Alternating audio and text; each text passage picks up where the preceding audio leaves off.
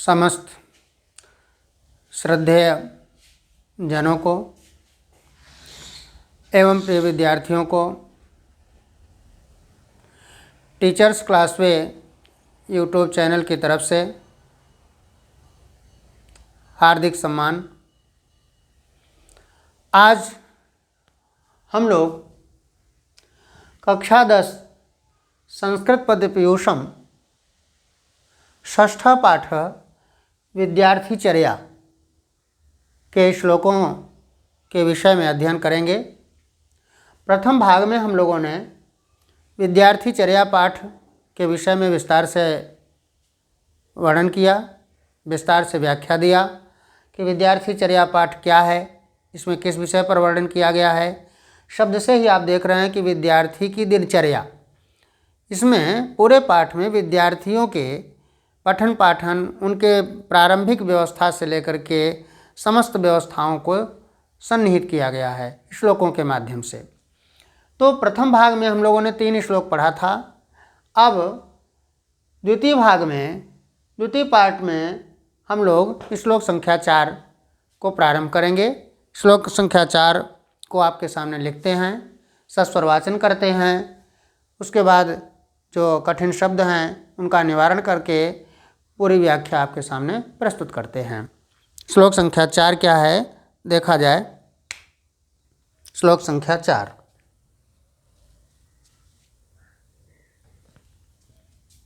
देखें।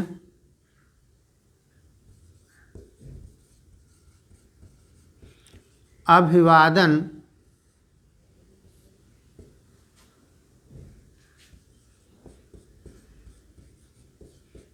शीलस्य नित्यम्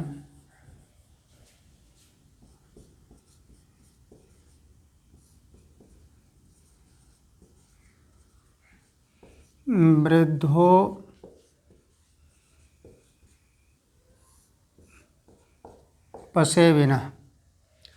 अभिवादनशीलस्य नित्यं वृद्धोपसेविनः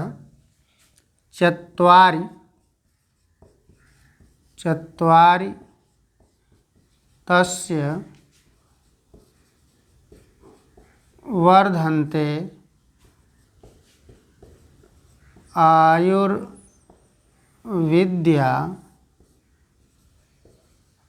यशो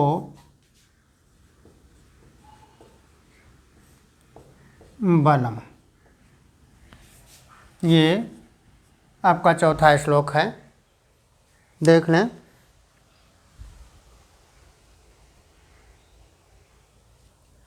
अब इस श्लोक को आप सस्वर पाठ के माध्यम से देख लें। लिख रहे हैं, अभिवादनशीलस्य नित्यं वृद्धोपसेविनः चत्वारि तस्य वर्धन्ते आयुर्विद्या यशो बलम्। अभिवादनशीलस्य नित्यं वृद्धोपसेविनः चत्वारि तस्य वर्धन्ते आयुर्विद्या यशो बलम्। क्या संकेत लिख रहे हैं? अनेक प्रकार से आप जैसे चाहें इसको ऐसे सस्वर पाठ कर सकते हैं। अभिवादनशीलस्य नित्यं वृद्धोपसेविनः चत्वारि तस्य वर्धन्ते आयुर्विद्या यशो बलम्। जिस तरह से चाहें आप उस तरह से अच्छे ढंग से सस्वर पाठ कर सकते हैं। अभिवादनशीलस्य नित्यं वृद्धोपसेविनः चत्वारि तस्य वर्धन्ते आयुर्विद्या यशो बलम्। अनेक तरीका है, आप अच्छे ढंग से सस्वर पाठ कर लिए। अब इसमें कुछ शब्दार्थ हैं, शब्दार्थ देख करके इसकी व्याख्या देखा जाए। शब्दार्थ, अभिवादन। अभिवादन माने आप समझते ही हैं, अभिवादन। अभिवादनशीलस्य एक साथ करना चाहें तो कर दें, अभिवादनशीलस्य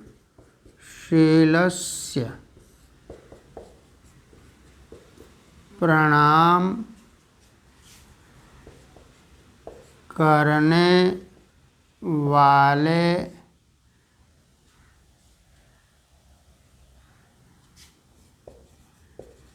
स्वभाव की ना। अभिवादन प्रणाम करने वाले स्वभाव की ना।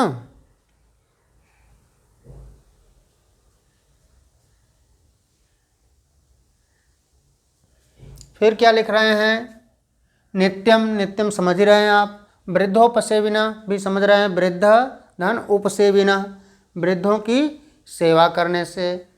चत्वारि चार तस्य माने उसकी, वर्धन्ते बढ़ते हैं, चाहे लिख लें वर्धन्ते, वर्धन्ते बढ़ते हैं। आयुर्विद्या यशो बलम, ठीक है, इसमें बहुत कठिनता नहीं है। लिख रहे हैं इस श्लोक के माध्यम से, वो संकेत आपको क्या करना चाह रहे हैं। इस श्लोक में विद्यार्थी का जो व्यवहारिक सदाचरण होता है, जो व्यवहार के रूप में उसका अच्छा आचरण होता है, उसके विषय में इस श्लोक के माध्यम से संकेत किया गया है कि विद्यार्थी के अंदर भाव क्या होना चाहिए। लिख रहे हैं अभिवादनशीलस्य, नित्य प्रति अपने श्रेष्ठ जनों को प्रणाम करने से, ठीक है। अभिवादनशीलस्य, नित्य प्रति अपने बड़ों को प्रणाम करने से। वृद्धोपसेविनः, नित्यम, और हमेशा अपने वृद्धों की सेवा करने से। लिख रहे हैं चत्वारि तस्य वर्धन्ते, मनुष्य की 4 चीज़ें बढ़ती हैं। वो 4 चीज़ें कौन कौन हैं? आयु, विद्या, यश और बल। ये 4 चीज़ें धरती पर मनुष्य जन्म लेता है तो चाहता है कि हम दीर्घायु हों। फिर विद्या, विद्या नहीं है तो सब कुछ खत्म है, कुछ नहीं है। तो आयु, सभी चाहते हैं शतायु, दीर्घायु। फिर विद्या की प्राप्ति हो, यश, हमारा यश, हमारी कीर्ति बहुत दूर दूर तक फैले, और अंत में हमारे पास अपार शक्ति हो, अपार ताकत हो, अपार बल हो। तो ये 4 चीज़ें हमको एकदम बिना पैसे के मुफ्त में मिल रही है। वो क्या है? अभिवादनशीलस्य, हमेशा अपने श्रद्धेय जनों को, अपने श्रेष्ठ जनों को प्रणाम करने से। शीलस्य शब्द का मतलब ही होता है स्वभाव का मतलब है, यहाँ पर सदाचार से मतलब होता है। शील, सदाचार, अच्छा आचरण, उत्तम आचरण न। तो नित्य प्रति अपने श्रेष्ठ जनों को, अपने बड़ों को शिष्टाचार से, सदाचार से, उत्तम आचरण से प्रणाम करने से। नित्यम वृद्धोपसेविनः, नित्य प्रति अपने श्रेष्ठ जनों का, अपने बड़े लोगों का, वृद्ध जनों का सेवा करने से। कह रहे हैं चत्वारि तस्य वर्धन्ते, मनुष्य की 4 चीज़ें बढ़ती हैं, आयु, विद्या, यश और बल। ये चारों चीज़ें आपको एकदम बिना कोई पैसा खर्च किए, केवल आपको अच्छे स्वभाव से, आपके व्यवहारिक स्वभाव से ये चारों चीज़ें प्राप्त हो रही हैं। ये विद्यार्थी के लक्षण के रूप में संकेत किया गया है। विद्यार्थी का व्यवहारिक स्वभाव किस तरह का होना चाहिए, इस बात को ये प्रमाणित कर रहा है श्लोक आपका। हमें लगता है कि अच्छे ढंग से आपको समझ में आ गया होगा। एकदम सरल श्लोक है, पूर्व में हो सकता है कभी आपने इसको पढ़ा भी होगा। तो इस श्लोक के माध्यम से इन्होंने सदाचार की शिक्षा दिया है आपको, आपके व्यवहारिक अच्छे आचरण की शिक्षा दी गई है। ये अब हम अगले श्लोक पर चलते हैं। श्लोक संख्या 5। श्लोक संख्या 5। देखा जाए।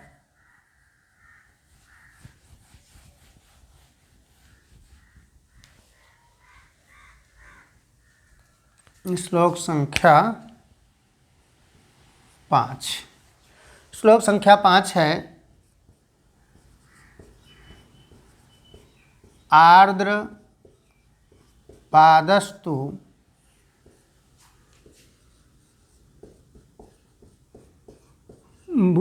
भुंजीत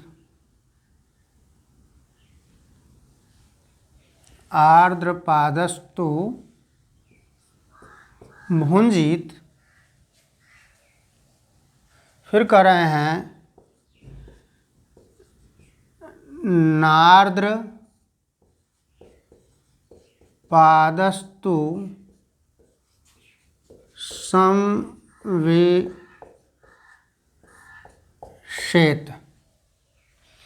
आर्द्र पादस्तु भुंजीत नार्द्र पादस्तु संविशेत। फिर कह रहे हैं कि आर्द्र पादस्तु भुंजानो, आर्द्र पादस्तु भुंजानो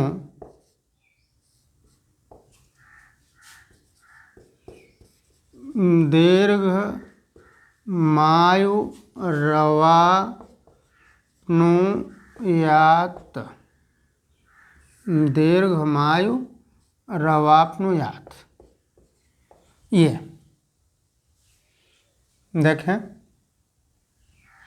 संकेत क्या हो रहा है। लिख रहे हैं कि आर्द्रपादस्तु भुंजीत नार्द्रपादस्तु संविशेत। आर्द्रपादस्तु भुंजानो दीर्घमायुरवाप्नुयात्। अब इसको आप सस्वर पाठ कर लें, उसके बाद देख लें इसमें शब्दार्थ क्या है, फिर इसकी व्याख्या करते हैं। आर्द्रपादस्तु भुंजीत नार्द्रपादस्तु संविशेत। आर्द्रपादस्तु भुंजानो दीर्घमायुरवाप्नुयात्। एक तो ये शैली आपकी अच्छी है, नहीं तो दूसरे भाव में कर लीजिए। आर्द्रपादस्तु भुंजीत नार्द्रपादस्तु संविशेत।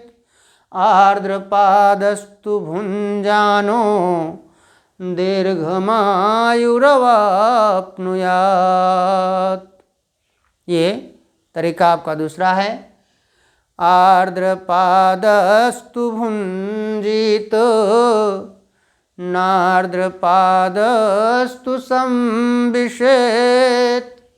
आर्द्रपादस्तु भुंजानो दीर्घमायुरवाप्नुयात्। अनेक प्रकार से आप अच्छे ढंग से पाठ कर सकते हैं। अब इसमें देखें इस पाठ में क्या संकेत हो रहा है। इस पाठ में विद्यार्थियों को संकेत किया जा रहा है कि हमेशा पैर को धो करके तब हमें अपना नित्य प्रति का भोजन लेना चाहिए। देखिए कैसे संकेत किया जा रहा है। लिख रहे हैं कि पैर को धोकर भोजन करने से क्या लाभ है, क्या हमको प्राप्त होता है, ये विद्यार्थियों को संकेत किया जा रहा है इस श्लोक के माध्यम से। कह रहे हैं आर्द्र आर्द्र पादस्तु न। आर्द्र पादस्तु का भाव है गीला पाद माने पैर करके ना। भुंजीत, भुंजीत शब्द लिख रहे हैं। भुंजीत माने भोजन करना ना, भुंजीत। फिर आगे लिख दिया न आर्द्रपाद, उसी में न लगा दिया। अब आप समझ ही रहे हैं, गीला पैर न करके। संविशेत, संविशेत का अर्थ है संविशेत,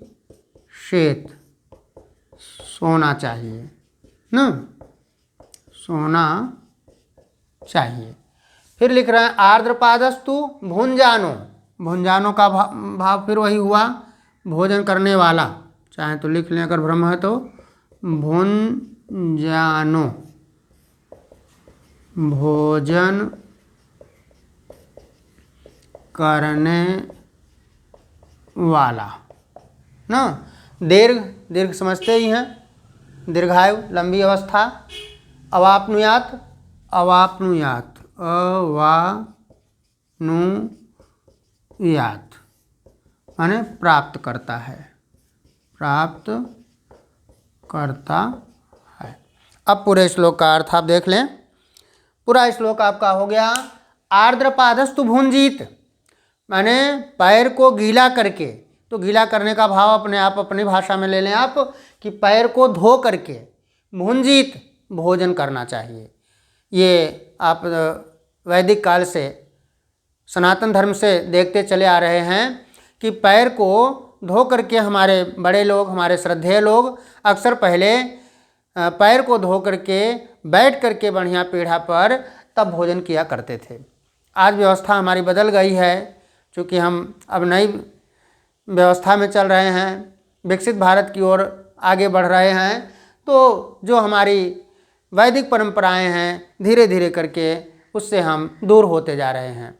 लेकिन व्यवस्थाएं जो हैं मनुस्मृति, मनु जैसे कह सकते हैं कि जिनको कि त्रिकालज्ञ थे, ऐसे व्यक्तियों के द्वारा ये सब बातें संकेत की गई हैं।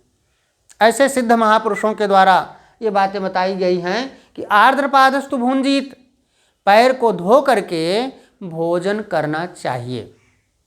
फिर कह रहे हैं नार्द्रपादस्तु संविशेत, न धन आर्द्रपाद, न माने नहीं, आर्द्रपाद माने पैर को गीला करके ना, संविशेत सोना चाहिए, माने पैर को गीला करके, पैर को धो करके कभी भी सोना नहीं चाहिए। न आर्द्रपादस्तु संविशेत, क्योंकि इसका अनेक कारण आप देख रहे हैं कि पैर को धो करके तुरंत अगर बिस्तर में आप चले जाते हैं, आप सो जाते हैं, मान लीजिए कि खूब ठंडक का समय है और ठंडक के समय में आपने पैर को खूब धुल लिया और पैर को धो करके बिना साफ सफाई किए, बिना उसको एकदम अच्छे ढंग से पोंछे सुखाए और अग्नि को तपाए आप तत्काल बिस्तर में चले गए, रजाई में चले गए, आप देखेंगे कि आप रात भर कष्टित होंगे। सुबह हो सकता है कि आप निमोनिया जैसे बीमारी के शिकार भी हो सकते हैं, ऐसी परिस्थितियां आ सकती हैं। इसलिए नार्द्रपादस्तु संविशेत, पैर को धो करके कभी भी तुरंत बिस्तर पर सोना नहीं चाहिए।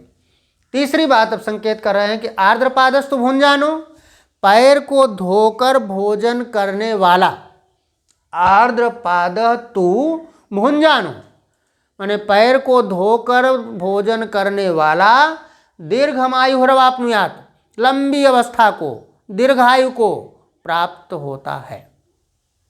जीवेत में शरदः शतम कहा जाता है ना कि हे भगवान हमें शतायु कीजिए, दीर्घायु कीजिए, लंबी अवस्था हमको प्राप्त हो।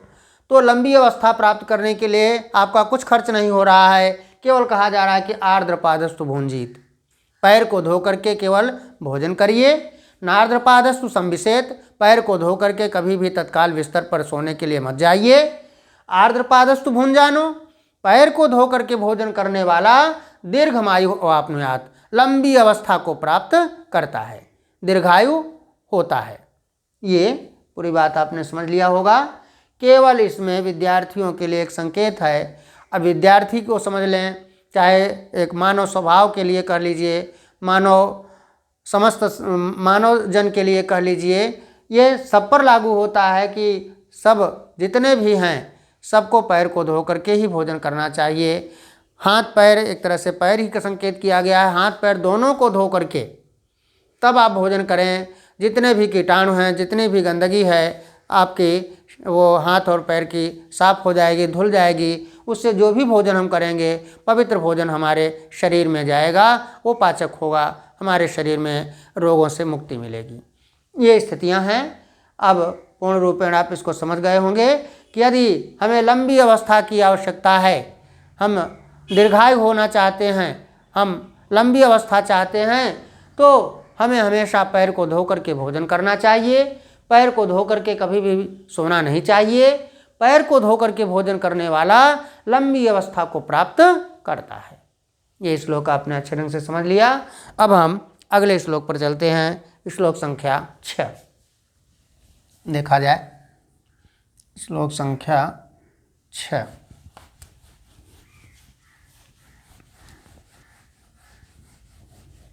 आप देख रहे हैं कि विद्यार्थी चर्या जो पाठ का नाम दिया गया, हर एक श्लोक के माध्यम से एक न एक मार्गदर्शन दिया जा रहा है, एक न एक शिक्षा दी जा रही है विद्यार्थियों को। अब है श्लोक संख्या आपका 6। वो क्या है, लिख रहे हैं सत्यम ब्रूयात प्रियम ब्रूयात। सत्यम ब्रूयात प्रियम ब्रूयात न ब्रूयात सत्यम अप्रियम। न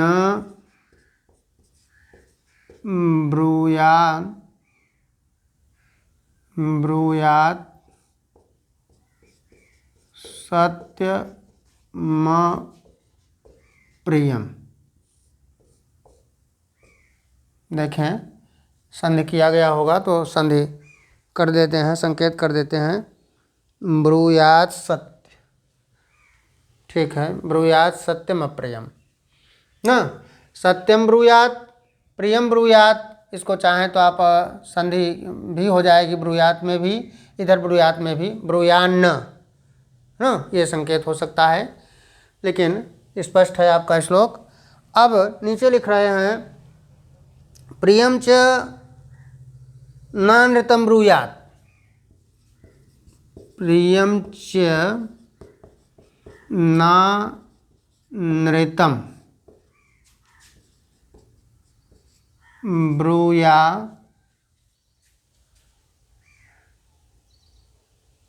ब्रूयात देश, एक साथ जोड़ रहे हैं, ब्रूयात देश धर्म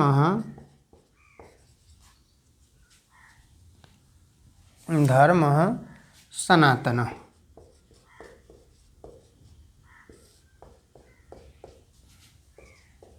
देखें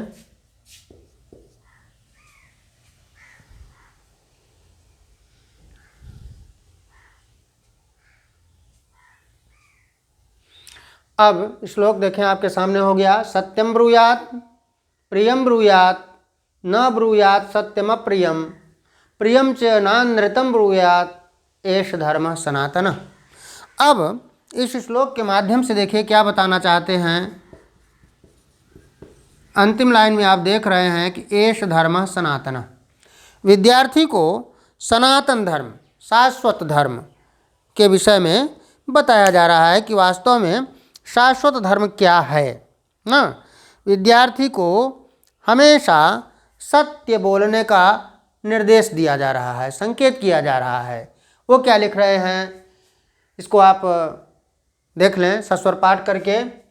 सत्यम ब्रूयात प्रियम ब्रूयात न ब्रूयात सत्यम प्रियम प्रियम च नानृतम ब्रूयात एष धर्म सनातन। अब आप इसको एकदम स्पष्ट शब्द हैं, किसी रूप में इसको आप बोल सकते हैं। सत्यम ब्रूयात प्रियम ब्रूयात न ब्रूयात सत्यम अप्रियम प्रियम च नानृतम ब्रूयात एष धर्म सनातन। किसी भी ढंग से आप चाहें तो अच्छे ढंग से श्लोक को पढ़ सकते हैं। अब हम लोग आगे चलते हैं, इस पर शब्दार्थ क्या हैं। सत्यम समझ ही रहे हैं आप। ब्रूयात, ब्रूयात शब्द का भाव देख लें। ब्रूयात बोलना चाहिए, बोलना चाहिए। अब इधर सब वही शब्द हैं। सत्यम अप्रियम, अप्रियम शब्द है, अप्रियम माने अप्रिय ना, अप्रिय सत्य। प्रियम च नानृतम शब्द लिख रहे हैं, नानृतम अलग अलग हम कर दे रहे हैं, तो इसको अलग कर लीजिए, न धान अनृतम। तो न माने नहीं, अन्यतम माने झूठ, झूठ या असत्य ना, झूठ या असत्य नहीं कर लीजिए, चाहे न शब्द भी है नहीं कर लीजिए ना। फिर लिख रहे हैं एश, एश माने यह, एश, एश शब्द है, एश माने यह या यही। धर्म समझ ही रहे हैं, सनातन, सनातन, सनातन माने कह लीजिए शाश्वत, शाश्वत, सनातन धर्म शाश्वत धर्म है ना। इसको आप कह सकते हैं सदैव अस्थायी रूप से रहने वाला ना, ये शाश्वत का भाव होता है। अब इसका अर्थ देख लीजिए आप, कह रहे हैं सत्यम ब्रूयात, सत्य बोलना चाहिए, प्रियम ब्रूयात, प्रिय बोलना चाहिए, न ब्रूयात सत्यम अप्रियम, अप्रिय सत्य, अप्रिय शब्द हमने लिखा सत्य, न ब्रूयात नहीं बोलना चाहिए, अप्रिय सत्य माने ऐसा सत्य भी आप न बोलें कि दूसरे को अच्छा न लगे, दूसरे को प्रिय न लगे। फिर कह रहे हैं प्रियम च नानृतम ब्रूयात, और प्रिय अनृत झूठ, प्रिय झूठ भी नहीं बोलना चाहिए, प्रिय झूठ। आजकल अक्सर लोगों में चालाकी होती है कि वो मधुर वाणी तो बोलेंगे, प्रिय भाषा तो बोलेंगे, लेकिन उसमें एक भी सच्चाई नहीं रहेगी, एक भी सत्य वाणी नहीं रहेगी। तो ऐसा भी हमें नहीं करना चाहिए, माने प्रिय झूठ भी नहीं बोलना चाहिए। अंत में करें कि एष धर्म सनातन, यही हमारा शाश्वत धर्म है, यही चिरंतन धर्म है, यही सदा स्थायी रूप से रहने वाला धर्म है, क्योंकि इससे बढ़कर के दुनिया में कुछ भी नहीं है।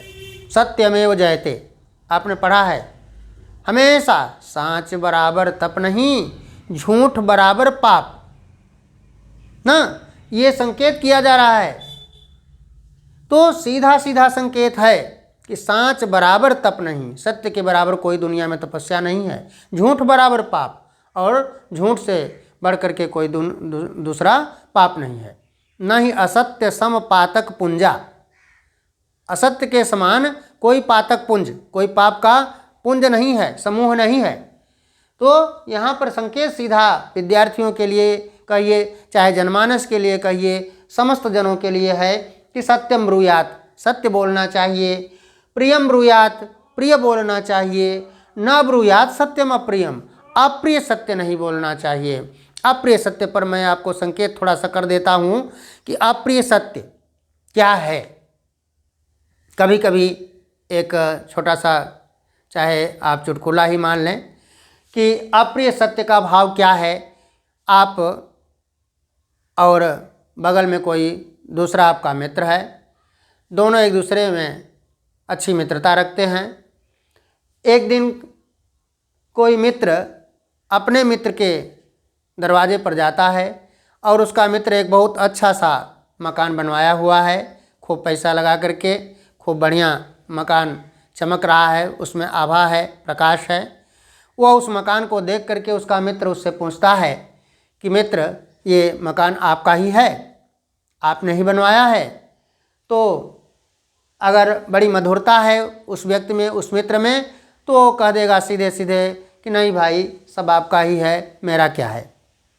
तो ऐसा कहने पर ऐसा तो नहीं है कि वो मित्र कहेगा कि अच्छा ठीक है, जब आपने कह दिया कि मेरा है आपका नहीं है तो आइए तुरंत लिख दीजिए, मेरे नाम हो जाए, ऐसी भावना नहीं है। लेकिन एक संकेत है, उसकी भावना है, उसकी मर्यादा है, उसकी महानता है कि वो संकेत कर रहा है कि नहीं भाई, मेरा क्या है, सब कुछ आपका ही है। ये तो अप्रिय की बात और प्रिय की बात मैं संकेत आपको कर रहा हूँ कि इतना अगर वो मधुरता से कह रहा है तो प्रिय वाणी बोल रहा है, और प्रिय वाणी के माध्यम से वह आपको प्रसन्न कर रहा है। और यदि मान लीजिए कि ऐसा मित्र आपका मिल गया कि आपने पूछा कि भाई आपका ही मकान है, तो तिल मिला करके गुस्से में, क्रोधित भाव में ये संकेत कर सकता है कि मैंने इतना पैसा लगा करके मकान को बनवाया है तो मेरा नहीं तो क्या आपके बाप का है। अगर ऐसी भाषा का वो प्रयोग करता है तो वहाँ पर आपको बुरा लगेगा, आपको कष्ट होगा, जबकि वो कह रहा है सच्चाई कि मैंने इतना पैसा लगा करके बनवाया है तो मेरा नहीं तो क्या आपके बाप का है, पैसा तो मैंने खर्च किया है तो मेरा नहीं तो किसका है।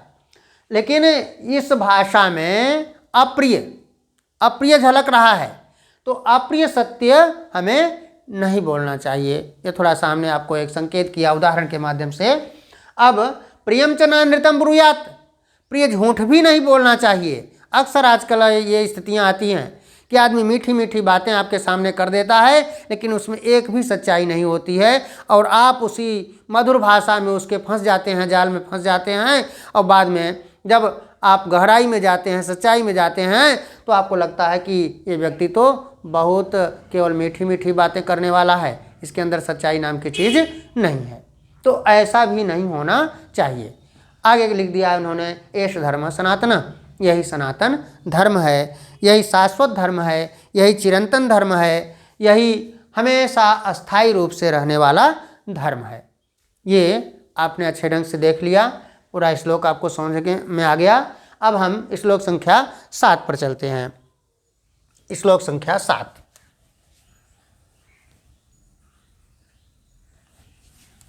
देखा जाए श्लोक संख्या 7 में क्या संकेत कर रहे हैं विद्यार्थी के विषय में। श्लोक संख्या 7 ये लिख रहे हैं, न पाणि पाद चपल, न पाणि पाद चपलो लिखा है, न नेत्र चपलो, न नेत्र चपलो अनृजु, ये न नेत्र चपलो अनृजु। फिर लिख रहे हैं, न स्यात्, न स्यात्, अब स्यात् को एक साथ जोड़ रहे हैं, न स्याद् वाक् चपलस्यैव, न स्याद् वाक्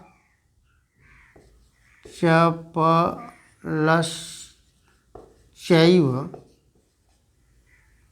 न स्यात् वाक् चपलस्यैव, न स्यात् वाक्, न स्यात् वाक् चपलस्यैव, न परद्रोह कर्मधि, न परद्रोह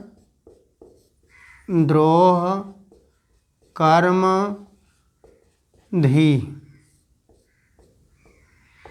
ये देखिए श्लोक संख्या 7 आपके सामने उपस्थित हो गया।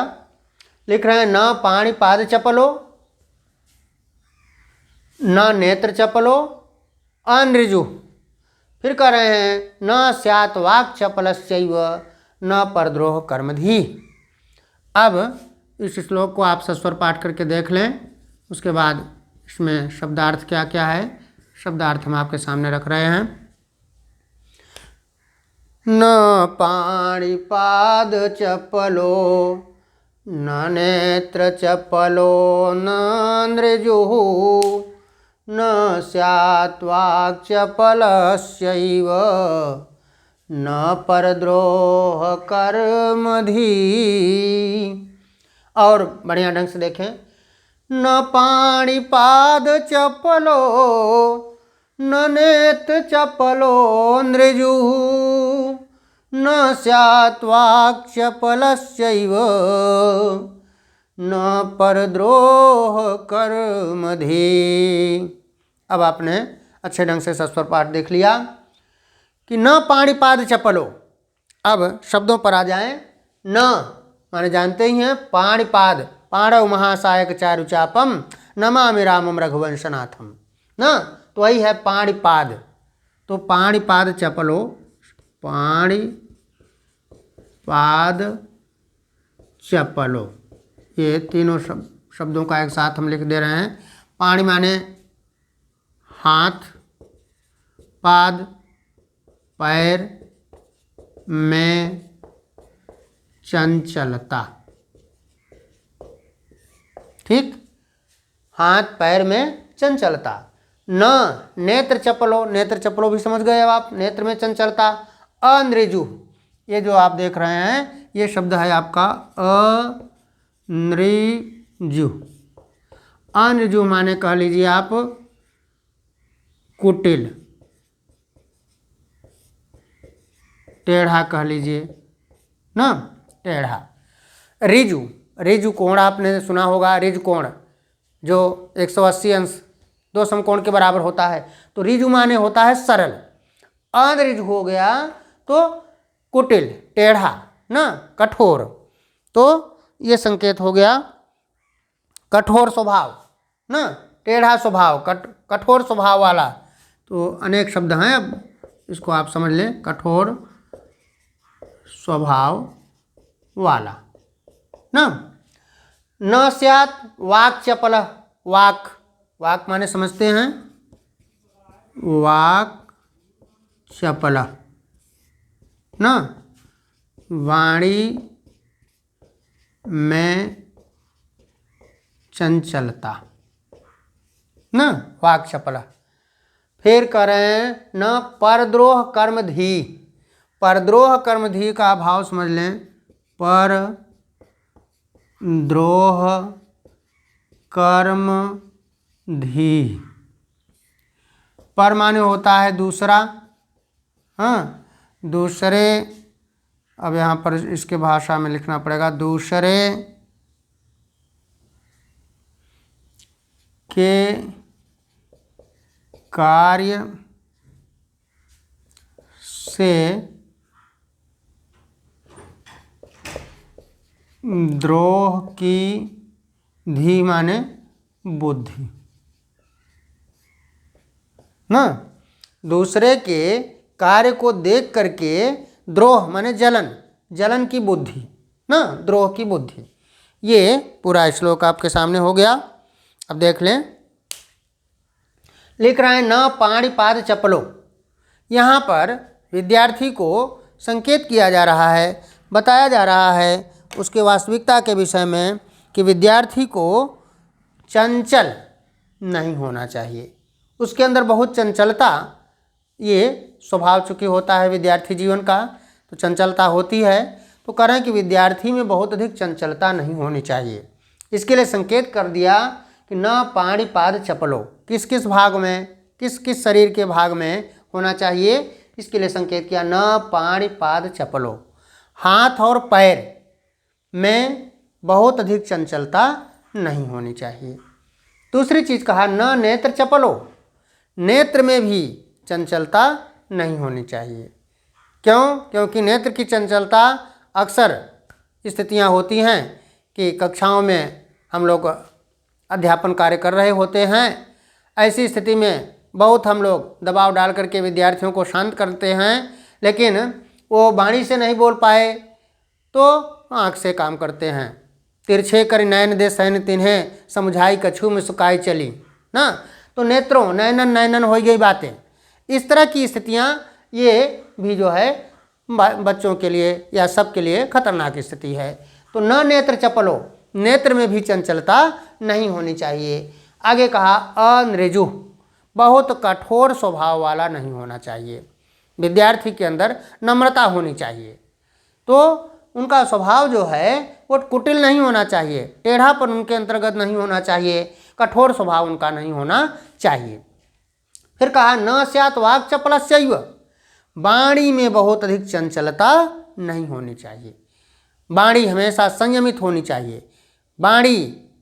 वाणी के लिए हमने इसके पूर्व में आपको कई चीज़ें विस्तार से बताया है कि वाणी एक अमोल है, जो कोई बोले जान, ये तराजू तौल के तब मुख बाहर आन।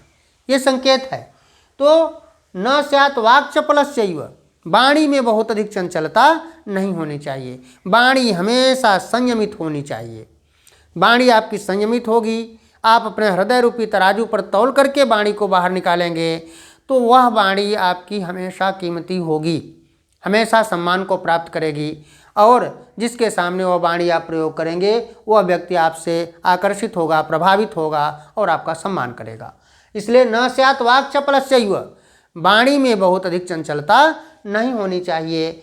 अंतिम में कहा कि न परद्रोह कर्मधि, दूसरे के कार्य को देख करके जलन रखने वाली, ईर्ष्या रखने वाली बुद्धि नहीं होनी चाहिए। अक्सर आजकल आदमी अपने कार्य से परेशान नहीं है, दूसरे के विकास से, दूसरे की उन्नति से उसको बहुत ईर्ष्या है, बहुत जलन है। तो ये बुद्धि हमारे अंतर्गत नहीं होनी चाहिए। प्रतिस्पर्धा करें, जलन की भावना, द्रोह की भावना न रखें, बल्कि आगे बढ़ने की होड़ हो, आप में प्रतिस्पर्धा हो कि वो विद्यार्थी पर आकर के उसको देख लीजिए। न परद्रोह कर्मधि, यदि कोई विद्यार्थी कक्षा में सर्वोच्च अंक प्राप्त करता है, वह अच्छे विद्यार्थियों में, प्रतिभाशाली विद्यार्थियों में उसका नाम है, तो अन्य विद्यार्थी के अंतर्गत मन में ये भावना होना चाहिए कि इसके प्रति ऐसी जलन की भावना रखें, ऐसी द्रोह की भावना रखें कि इसकी बुद्धि जो है कुंठित हो जाए और ये जो है कमज़ोर विद्यार्थी बन जाए। ये भावना होना चाहिए, बल्कि आप भी उससे मार्गदर्शन लेकर के, प्रेरणा लेकर के स्वयं भी उसी की तरह प्रतिभाशाली विद्यार्थी बनने का प्रयास करिए। ये प्रतिस्पर्धा आपके अंदर हो कि यदि वो 10 घंटे पढ़ता है तो मैं 12 घंटे पढ़ करके मेहनत करके दिखाऊंगा, उससे आगे बढ़ करके दिखाऊंगा। यदि वो 90% पाता है तो मैं 95% पा करके दिखाऊंगा। ये आपके अंदर भाव होना चाहिए। न परद्रोह कर्मधि, दूसरे के कार्य को देख करके ईर्ष्या, द्वेष, जलन की बुद्धि नहीं होनी चाहिए। ये मैंने आपको विस्तार से संकेत कर दिया। पूरी बात आपको समझ में आ गई होगी। फिर से एक बार देख लें, उसके बाद तब हम आगे की व्यवस्था में चलते हैं। न पाणिपाद चपलो, विद्यार्थी के लिए पूर्ण रूपेण संकेत किया गया है कि विद्यार्थी के अंदर बहुत चंचलता की भावना नहीं होनी चाहिए। उसका विस्तार देख लिया जाए कि हाथ और पैर में बहुत चंचलता नहीं होनी चाहिए। न नेत्र चपलो, नेत्र में चंचलता नहीं होनी चाहिए। अभी हमने आपको एक थोड़ा सा संकेत भी किया, हास्य के रूप में ही संकेत कर दिया। अनऋजु, वो बहुत टेढ़ापन, कठोरपन, कुटिलपन विद्यार्थी के अंतर्गत नहीं होना चाहिए। न स्यात् वाक् चपलस्यैव, वाणी में उसके चंचलता नहीं होनी चाहिए, हमेशा वाणी उसकी संयमित होनी चाहिए। ठीक है। तो कहा कि ऐसी वाणी रहे कि उसमें हमेशा सरसता रहे, निरस्ता न रहे। तो वाण्येका समलं करोति पुरुषम या संस्कृताधारेते, आपको हमने कभी श्लोक संकेत किया है कि वाणी एका समलं करोति पुरुषम, एक वाणी वह संस्कृताधार्यते, जो कि संस्कार से युक्त होती है, वह पुरुष को सुशोभित कर देती है। ये संकेत है। न स्यात् वाक् चपलस्यैव, वाणी में बहुत अधिक चंचलता नहीं होनी चाहिए। कहा न परद्रोह कर्मधि, दूसरे के कार्य को देख करके, दूसरों के विकास को देखकर, दूसरों के उन्नति को देख करके हमें ईर्ष्या, द्वेष, जलन रखने वाली बुद्धि नहीं रखना चाहिए। तो दूसरे के कार्य को देख करके द्रोह या जलन की बुद्धि नहीं होनी चाहिए। ये हमें लगता है कि अच्छे ढंग से आपने श्लोक को समझ लिया होगा। ये वास्तव में कक्षा 10 के विद्यार्थियों के लिए श्लोक है। विद्यार्थी चर्या हमने पहले भी आपको संकेत किया है कि बहुत ही महत्वपूर्ण पाठ है। आपको लग रहा है कि वास्तव में जो कुछ भी श्लोक के माध्यम से आपको संकेत मिल रहा है सब हमारे जीवन में उतारने की स्थिति में है। यदि हम इनका पालन करें तो निश्चित रूप से हमारा जीवन सार्थक हो जाएगा। तो कक्षा 10 के विद्यार्थी विशेष ध्यान दें, और जो भी हमारे सुहृदजन हैं, जो भी हमारे सम्मानित पाठकगण हैं, उन सबसे भी करबद्ध प्रार्थना है, निवेदन है कि आप भी श्लोकों को अच्छे ढंग से पढ़ें, पढ़ करके मेरे द्वारा बताई गई व्याख्या पर विशेष रूप से ध्यान दे करके जीवन को सार्थक बनाने का पूरा प्रयास करें। इन्हीं शब्दों के साथ धन्यवाद।